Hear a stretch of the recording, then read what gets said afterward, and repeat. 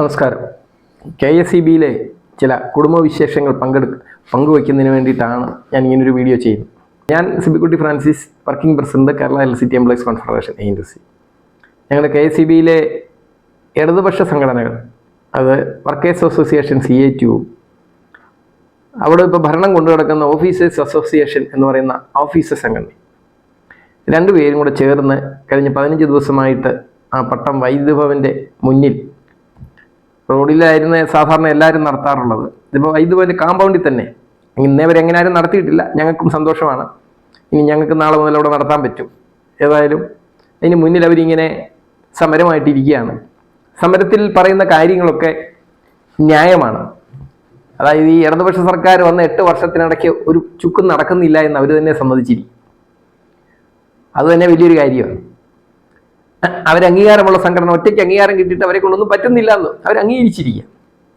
അതുപോലെ ഭരണതന്ത്രം സ്റ്റീറിങ് പിടിക്കുന്ന officers association ഉൾപ്പെടെ അവിടെ കാറിക്കൂയി നടക്കുക. അപ്പോൾ അവസാനം മടുത്തു കഴിഞ്ഞാൽ അവരിപ്പോൾ ഇന്നലെ ഡാൻസോ പാട്ടോ എല്ലാ പരിപാടികളെല്ലാം ഉണ്ട്, ന്യൂ ഇയർ ഒക്കെ ഉണ്ട്, മൊത്തം ഉണ്ട്. അതിൻ്റെ ഫ്രണ്ടിൽ അങ്ങനെ പരിപാടിയും നടക്കുക.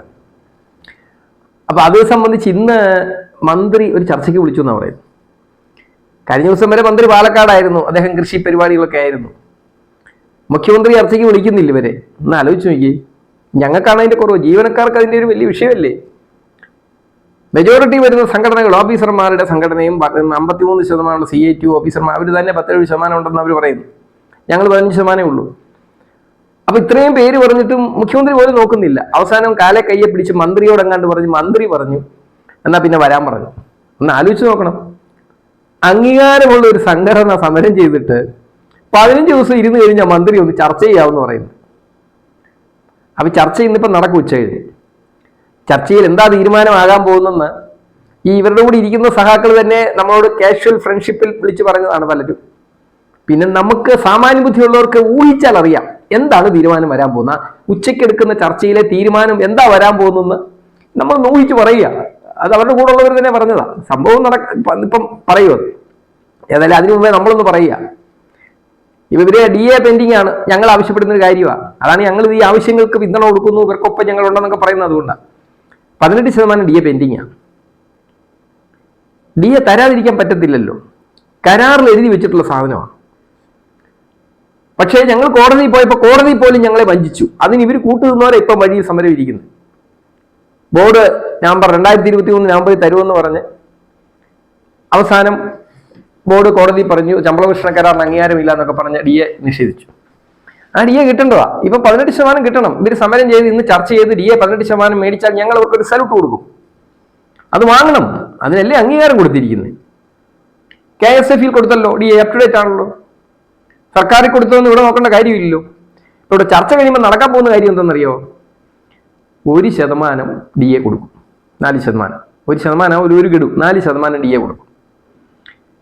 അത് കഴിഞ്ഞ 28/10/2024 ഫുൾ ടൈം ഡയറക്ടേഴ്സിന്റെ യോഗം തീരുമാനമെടുത്തതാ കൊടുക്കാൻ. അപ്പൊ ഇവർ സമരം ചെയ്യുന്ന പറഞ്ഞാൽ അതെല്ലാം ചവിട്ടി വെച്ചതാ. എന്നിട്ട് ഗവൺമെന്റിലേക്ക് വിട്ടിരിക്കുക. ഗവൺമെന്റിൽ നിന്ന് ഒരു ഷൂ വെച്ച് കിട്ടിയാൽ മതി. കാരണം ഈ DA ഗവൺമെന്റ് കൊടുത്തതാ. അപ്പൊ ഗവൺമെന്റ് കൊടുത്തപ്പോൾ എല്ലാവർക്കും അതുപോലെ കൊടുക്കുന്നതാണ് ഇപ്പൊ പറയുന്നത്. അങ്ങനെ ആകുമ്പം ഇവിടെ കിട്ടണ്ടേ. അപ്പൊ അതുകൊണ്ട് ആ ഒരു DA കിട്ടും. പക്ഷെ ഇന്നലെ എന്നോടൊരു പ്രിയപ്പെട്ട സുഹൃത്ത് സഖാവ് പറഞ്ഞ് അതും കിട്ടുന്ന കാര്യം കണ്ടറിയണമെന്നാ പറഞ്ഞു. പക്ഷെ ഞാൻ പറയുന്നു ചർച്ചയിൽ അവരത് മേടിക്കുമെന്ന്. പക്ഷെ അത് കാര്യമില്ല. സമരം വിജയിച്ചു എന്ന് പറഞ്ഞ മോളി വന്ന് ലഡു വിതരണം ചെയ്യണമെന്നുണ്ടെങ്കിൽ ഈ 18% DA നിങ്ങൾ വാങ്ങിയെടുക്കണം. അത് കിട്ടിയിട്ട് സമരം വിജയിച്ചു എന്ന് പറഞ്ഞാൽ ഞങ്ങളും സല്യൂട്ട് അടിക്കും. പിന്നുള്ളത് ആശ്രിത നിയമനത്തിന്റെ കാര്യത്തിൽ അവർ സമരം ചെയ്യുന്ന ഡിമാൻഡ്. കഴിഞ്ഞ മെയ് മാസം തൊട്ട് ഇന്റർവ്യൂ നടത്തിയിട്ടുള്ള ഒരു കാറ്റഗറിയുടെ ബോർഡ് ഓർഡർ പോലും ആയിട്ടില്ല. ചെയർമാൻ്റെ ഓഫീസ് അടയിരിക്കുക എന്നാണ് പറയുന്നത്. ഈ കാലാവസ്ഥ മോശമായതുകൊണ്ട് അട വിരിയുന്നില്ലെന്ന്. അപ്പൊ അതിനിപ്പോൾ ചർച്ച തീരുമാനം വരും. എന്താണെന്നറിയോ?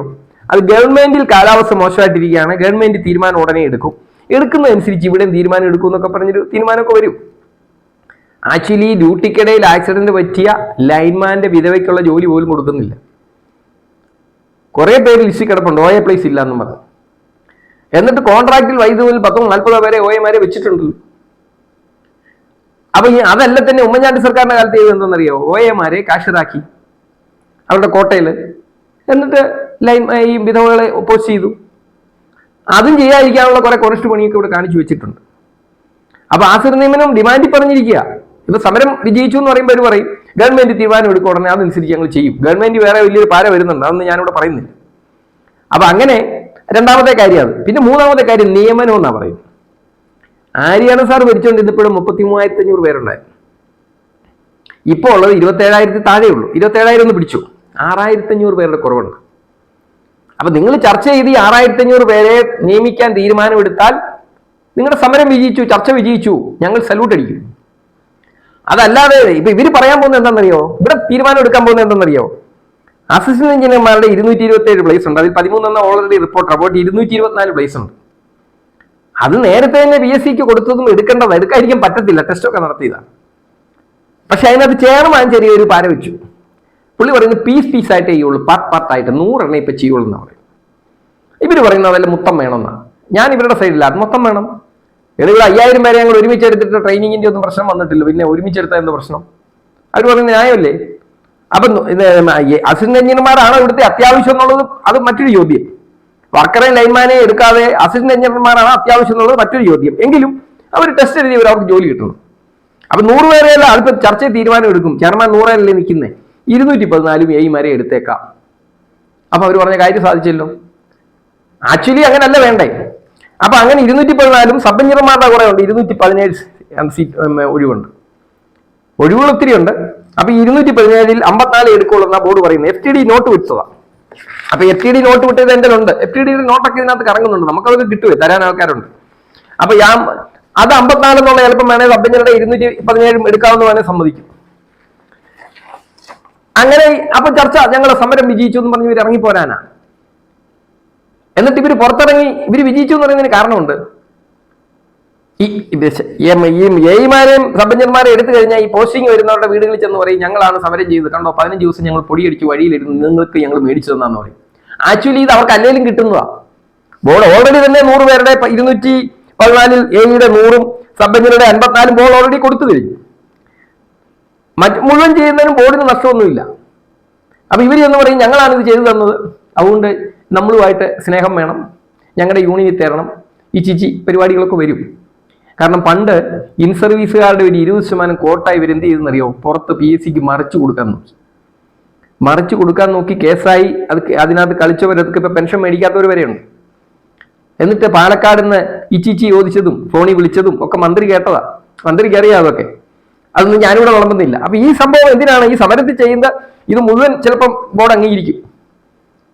അതുകൊണ്ട് സമരം വിജയിച്ചൊന്നും ഞങ്ങൾ പറയൂല. നിങ്ങൾ ചെയ്യേണ്ടത് റെഗുലേറ്ററി കമ്മീഷൻ പറഞ്ഞതനുസരിച്ച് ഒരു 30,321 പേരെ നിയമിക്കാം. 27,000 അവളെ 3,321 പേരുടെ കുറവുണ്ട്. കോൺട്രാക്ട് വർക്കേഴ്സ് PSC ടെസ്റ്റ് പാസ്സായി ലിസ്റ്റിൽ കിടക്കുന്നവരാ വഴി അവരും സമരം ചെയ്യുക, അവരെ പോലെ തന്നെ. ഒന്ന് ആലോചിച്ച് നോക്കിയേ, അതിൽ അർഹർക്ക് ജോലി കൊടുക്കണ്ടേ? അവരെ വർക്കറായിട്ട് എടുക്കാൻ പറ്റൂല്ലോ. വർക്കറുടെ പ്രൊമോഷൻ നടത്തുന്നില്ല. വർക്കറുടെ പ്രൊമോഷൻ നടത്തിയിട്ട് കോൺട്രാക്ട് വർക്കേഴ്സ് അല്ലെ തന്നെ വർക്കേഴ്സിന്റെ പ്ലേസ് കിടക്കുക, വർക്കേഴ്സിനെ എടുക്കണം. ഇപ്പൊ ഇനി എടുക്കുന്നവരെ ലൈമാനാക്കാൻ പറ്റില്ല CA റെഗുലേഷൻ അനുസരിച്ച്. പക്ഷെ അവർക്ക് വർക്കറായിട്ട് കിട്ടിയാൽ മതി അവർക്ക് ജോലി പറയുന്നത്. അതുപോലെ PSC ലിസ്റ്റിൽ കുറെ ആൾക്കാർ കിടപ്പുണ്ട്. അതൊരു കേസൊക്കെ വന്ന് കോടതി പറഞ്ഞിട്ട് ഗവൺമെന്റ് ഡിസിഷൻ എടുത്ത് ഗവൺമെന്റ് ഓർഡർ ആയി കിടക്കുക. അവരെ എടുക്കാൻ പറ്റുന്നവരെ എടുക്കണം. ഇപ്പൊ കോൺട്രാക്ട് വർക്കേഴ്സ് കുറെ പേര് ഗൾഫിൽ ഇരുന്നവരെ ഇവിടെ കയറിയിട്ടുണ്ടെന്നാണ് പറയുന്നത്. പ്രായപൂർത്തിയാകാത്തവർ കയറിയിട്ടുണ്ടെന്നൊക്കെ പറയുന്നുണ്ട്. അതൊക്കെ അന്വേഷണം നടത്തിട്ടുണ്ടേ. ന്യായമായിട്ട് അർഹതപ്പെട്ടവർക്ക് ജോലി കൊടുക്കണം. ഇതിന് പിന്നിൽ ആരാണോ കളിച്ചത് അവരെയൊക്കെ പിടിച്ചകത്തിടണം. ഇപ്പം സാമൂഹ്യ പെൻഷൻ വാങ്ങിയ സർക്കാർ ജീവനക്കാര് ആരാണ്? ഇവരുടെ പാർട്ടിക്കാർ തന്നെയാ. ഏതാണ്ട് 33 പേരെ ഇപ്പൊ സസ്പെൻഡ് ചെയ്തില്ലേ? അപ്പൊ ഇവിടെ ഇങ്ങനത്തെ കുറെ കളികളൊക്കെ നടന്നിട്ടുണ്ട്. അർഹതപ്പെട്ടവൻ വിളിക്ക് നിൽക്കുക. കോൺട്രാക്ട് വർക്കേഴ്സിൽ അർഹതപ്പെട്ടവൻ ഇഷ്ടംപോലെ വിളിക്ക് നിൽക്കുന്നു. PSC ലിസ്റ്റിലുള്ളവന് അർഹതപ്പെട്ടവൻ വിളിക്ക് നിൽക്കുന്നു. ഏതാണ്ട് 6,500 ഒഴിവ് കിടക്കുകയാണ്. അപ്പൊ സമരം വിജയിച്ചു എന്ന് പറഞ്ഞാൽ ഈ 6,500 പേരെ എന്ത് ചെയ്യണം? 6,500 നിയമനം നടക്കണം. അത് കോൺട്രാക്ട് വർക്കർ ലിസ്റ്റിൽ നിന്ന് PSC ലിസ്റ്റിൽ നിന്നുള്ളത് വല്ലാത്ത PSC ലിസ്റ്റിൽ നിന്ന് ബാക്കി PSCക്ക് റിപ്പോർട്ട് ചെയ്യണം. അതുവരെ എംപ്ലോയ്മെന്റിൽ നിന്ന് എടുക്കണമെന്നൊക്കെ പറഞ്ഞ് നിങ്ങൾ ചർച്ച വിജയിക്കണം. ഇപ്പൊ നടക്കാൻ പോകുന്ന ഒരു DA കിട്ടും. അതുപോലെ തന്നെ ആശ്രിത നിയമനത്തിന് ഞാൻ മുമ്പേ പറഞ്ഞ കാലാവസ്ഥ മാറുമ്പം ചെയ്യും. പിന്നെ പറയുന്നത് ഈ നിയമനം, ഇത് രണ്ടും ഫുൾ നേടി. അപ്പൊ ഞങ്ങൾ നിയമനം നടത്തി എന്ന് പറഞ്ഞ് ബീം പഠിച്ചിറങ്ങും, ലഡു ഒക്കെ വിതരണം ചെയ്യും. പക്ഷേ ലഡുവിന് മധുരം കാണൂല കേട്ടോ. നിങ്ങൾ ചെയ്യേണ്ട കാര്യങ്ങൾ ചെയ്യണം. ഇതാണ് നടക്കാൻ പോകുന്ന കാര്യങ്ങൾ. പിന്നുള്ളത് ഈ 1 മണിക്കൂർ സമരം ഇന്നലെ നടത്തി എന്ന് പറയുന്നത് കേട്ടു. ഇവർ ആദ്യ സമരം തുടങ്ങുന്ന NCCOE എന്ന് പറഞ്ഞാൽ പിന്നെ അതില്ലെന്ന് തോന്നുന്നു. അത് കഴിഞ്ഞപ്പോൾ EFI എന്നും പറഞ്ഞ 2 സംഘടനകൾ മാത്രം ചേർന്നു. അപ്പൊ ഇന്നലെ അതിനിടയ്ക്ക് വീണ്ടും NCCOക്കാർ 1 മണിക്കൂർ സമരം ചെയ്തു. എന്തിനാണെന്നറിയോ? ഇവിടെ ഒറീസയിലോ ഇവിടെ സ്വകാര്യവൽക്കരണം നടക്കുന്നു എന്നാണ് പറയുന്നത്. ഭയങ്കര വികാരമാണ്. ഇവിടെ മണിയാർ പദ്ധതി 12 മെഗാവാട്ട് കാർബറണ്ടം കമ്പനി 30 വർഷം അവർക്ക് കൊടുത്ത് അവരതിന്റെ മുഴുവൻ ചാറ് ഊറ്റി കുടിച്ചു. ഇനി നമുക്ക് ബോർഡിന് എടുക്കാൻ പറ്റുന്നില്ല. ഗവൺമെന്റ് ഡിസിഷനാണ് പെൻഡിങ് ഇരിക്കുന്നത്. അതിനി അടുത്ത 25 വർഷം കൂടെ കൊടുക്കാൻ പോകാന്ന് പറയും. കാർബറണ്ടം അവിടെ ചെയ്ത് ഇന്നത്തെ മനോരമയെ വായിച്ചല്ലോ. ഓപ്പൺ ആക്സിസിൽ അവർക്ക് വില കുറച്ച് വൈദ്യുതി കിട്ടിയപ്പോൾ അവർ അത് ഉപയോഗിച്ചിട്ട് അവിടെ ഉണ്ടാക്കിയ വൈദ്യുതി KSEBക്ക് കൂടിയ വിലയ്ക്ക് ഇങ്ങോട്ട് തന്നു. ഇങ്ങനെയുണ്ട്. അതിന്റെ നഷ്ടം എത്ര കോടിയാ? അത് പാവപ്പെട്ട ഇവിടുത്തെ സാധാരണക്കാരിൽ നിന്നല്ലേ വാങ്ങുന്നേ. അപ്പം അവിടെ സമരം ചെയ്തു. ഇന്നലെ 1 മണിക്കൂർ സമരം ചെയ്തു. ഈ 1 മണിക്കൂർ എങ്ങനെ സമരം ചെയ്യുന്ന അറിയില്ല കേട്ടോ. ഞാൻ ഐഡിയ ആക്ട് വായിച്ചു നോക്കി. ഇനി മുഴുവനൊന്ന് വായിച്ചു നോക്കണം. നമ്മൾ ആവശ്യം വരുമ്പം അല്ലേ വായിച്ചു നോക്കുന്നു. അതിനകത്തൊക്കെ ഞാൻ കണ്ടില്ല. മിന്നൽ പണിമുടക്കൊക്കെ നടത്തും. ഈ 1 മണിക്കൂർ സമരം എങ്ങനെയാണെന്ന് അറിയില്ല. ഈ 1 മണിക്കൂറിന്റെ സാലറി എങ്ങനെ കട്ട് ചെയ്യും? 1 മണിക്കൂർ സമരം ഒന്നും പറഞ്ഞാൽ ചെയ്തത്. ഡ്യൂട്ടിക്കിടെ രാവിലെ വരുന്ന ആളിങ്ങനെ സമരം ചെയ്യും. സമരമൊക്കെ വേണം. സമരത്തിന് ഞങ്ങൾ എന്നും അനുകൂലമാണ്. പക്ഷെ അത് നിയമപരമായിട്ടായിരിക്കണം. ഒരു സമരം ചെയ്യണതിന് ഒരു നോട്ടീസ് കൊടുക്കണ്ടേ? അതുപോലെ തന്നെ ഈ ഓഫീസർമാരെങ്ങനെ CI2-നോടൊപ്പം സമരം ചെയ്യുന്നത്? ഓഫീസർമാർ ട്രേഡ് യൂണിയൻ പ്രവർത്തനം പറ്റില്ല എന്ന് ഒരു ഉത്തരവ് ഇറക്കി വരാം. ഞാൻ ഇതിനെതിരെ വാദിച്ചെങ്കിൽ ഞാൻ തോറ്റു, ശരിയാണ്. അവർ പറഞ്ഞു. ഇപ്പം ബോർഡ് ഓർഡർ ഇറക്കി. ഓഫീസർമാർ വൈദ്യുവന്റെ മുന്നേ ഇരുന്നുകൊണ്ട് പണ്ട് ബോർഡ് മീറ്റിംഗ് നടന്നപ്പോൾ എരിച്ചു കയറി. ഇപ്പൊ കാര്യങ്ങളൊന്നും നടക്കുന്നില്ല എന്നല്ലേ ഇവർ പറയുന്നത്. ഇവര് മിടുക്കന്മാരാണെങ്കിൽ ചെയർമാന്റെ മുറിയിലേക്ക് ഇരിച്ചു കയറ്. പണ്ട് അശോക് സാറിന്റെ മുറിയിലേക്ക് കയറിയല്ലോ. എന്നിട്ട് ആ കേസ് അവസാനം ഒതുക്കി തീർത്തു. കുഴപ്പമില്ലാന്ന്. തൊട്ട് AIC എക്സിക്യൂട്ടീവിന്റെ ഡെപ്യൂട്ടി സിമാരൊക്കെയാ വൈദ്യുവന്റെ മുന്നേ കോമ്പൗണ്ടിൽ കയറി പ്രസംഗം നടത്തിയിട്ട് ഡാൻസും കളിച്ച് പാട്ടും കളിച്ചിട്ട് അവരാണ് അവരുടെ കീഴിലുള്ള ലൈമാനെ അച്ചടക്കം പഠിപ്പിക്കാൻ പോകുന്നത്. അവർ പറഞ്ഞാൽ ലൈമാൻ കേൾക്കേണ്ട കാര്യമുണ്ടോ? ഇങ്ങനെയുള്ളവര് ഓഫീസർമാരെന്നാ പറയുന്നത്. CI2-ന് അതിനുള്ള റൈറ്റ് ഉണ്ട്. ട്രേഡ് യൂണിയൻ റൈറ്റ് ഉണ്ട്. ഓഫീസേഴ്സ് അസോസിയേഷൻ എന്ന് പറഞ്ഞാൽ ഭരണം ഉണ്ടെന്ന് കണ്ട് എന്ത് ഹൂങ്കും കാണിക്കാവുന്നു.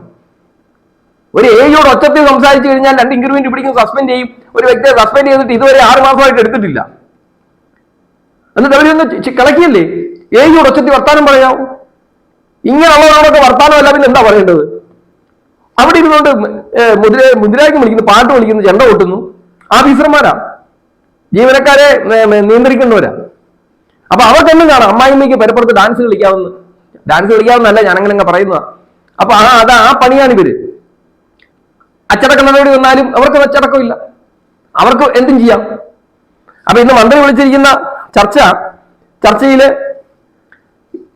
വിജയശ്രീ ലാളിതരായിട്ട് വരാൻ പോകുമ്പോൾ ചർച്ചയ്ക്ക് അവർ പോയില്ല. അതിന് മുമ്പ് ഞാൻ ഈ വീഡിയോയും വിടും. നിങ്ങൾ 18% DA മേടിക്കണം. ആശ്രിത നിയമനം മുഴുവൻ നടത്താനുള്ള തീരുമാനം എടുക്കണം. അതുപോലെ ഈ PSCയിലെ 100 സബ് എഞ്ചിനീയറായി മാത്രമല്ല വർക്കർമാരുടെ ഉൾപ്പെടെയുള്ള നിയമനം നടത്തണം. കോൺട്രാക്ട് വർക്കേഴ്സും PSC ലിസ്റ്റിലുള്ളവരും ബാക്കിയൊക്കെ എംപ്ലോയ്മെന്റിൽ നിന്ന് നിയമിക്കണം. അതായത് 6500 നിയമനങ്ങളും പൂർത്തിയാക്കി വിജയിച്ച് വിജയശ്രീലാളായിട്ട് വന്ന ലഡു തരണം. എനിക്ക് ഒരെണ്ണം തന്നാൽ അങ്ങനെ തന്നാൽ ഞാനും കഴിക്കും. നിർത്തുന്നു. നന്ദി, നമസ്കാരം.